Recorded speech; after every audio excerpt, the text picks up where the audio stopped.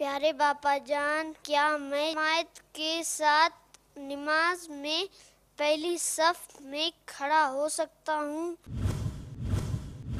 اگر صفیں قائم ہوتے وقت ایک ہی بچہ ہو تب تو وہ صف میں کھڑا ہو سکتا ہے، چاہے وہ پہلی صف میں ہی کھڑا ہو گیا تو کوئی حرج نہیں ہے۔ اگر ایک سے زیادہ ہوں تو ان کو سب سے آخر میں ان کی صف بنا لی جائے، لیکن اب عوام جو ہے نا یہ پہلی صف میں بچے کو برداشت کریں گے نہیں، اور یہ بچوں کو بھیج دیتے ہیں کونے میں۔ یہ بھی ان کی بیچاروں کی وہ معلومات کی کمی کی وجہ سے ایسا کرتے ہیں کہ وہ چھوٹا بچہ اگر آپ کونے میں بھیج بھی دیں گے تو صف تو وہ بھی ہے، تو اس طرح نہ کیا جائے۔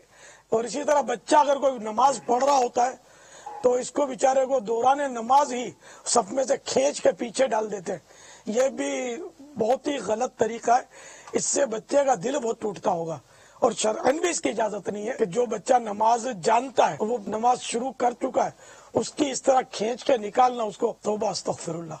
یہ ہمارے بڑے بوڑھے زیادہ کرتے ہیں، بلکہ بعض اوقات ڈانٹتے بھی ہیں، اور اس سے جو بچوں کا دل ٹوٹتا ہوگا اور مسجدوں سے دور ہوتے ہوں گے، اس کا اندازہ وہی کر سکتا ہے جس کو تجربہ ہو۔ عید میلاد النبی صلی اللہ تعالی علیہ وسلم کا وہ دن میں کبھی نہیں بھولوں گا، ابھی تک یاد ہے مجھے۔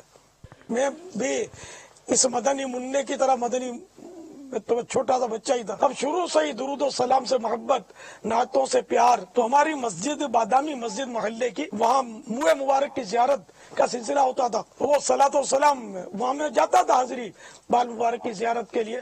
تو وہاں جب وہ ظہر سے پہلے صلاۃ و سلام ہوتا تھا، ظہر کی بارہ لے کے وہ صلاۃ و سلام پہلی صف میں آگے بالکل محراب کے پاس۔ اب صلاۃ و سلام جب ختم ہوا، اب وہ ظہر کی اذان ہوئی اور نماز کا وقت آ گیا، تو اب میں تو وہ جوش میں آ کر پہلی صف میں آ گئی تھا نا، میں پہلی صف میں ہو گیا کھڑا جماعت کے لیے۔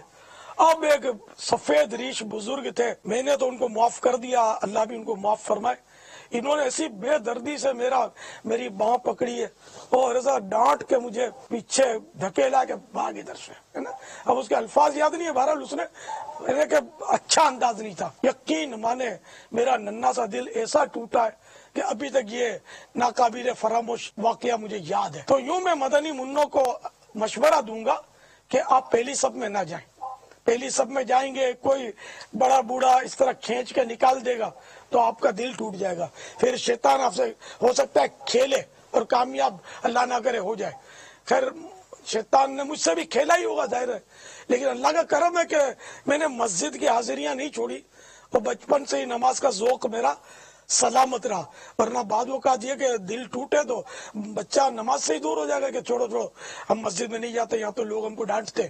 تو کبھی آپ کو ڈانٹے بھی تو مسجد مت چھوڑنا اور نماز مت چھوڑنا۔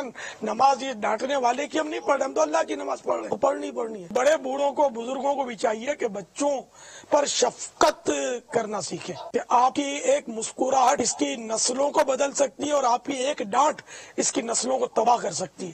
یہی ہے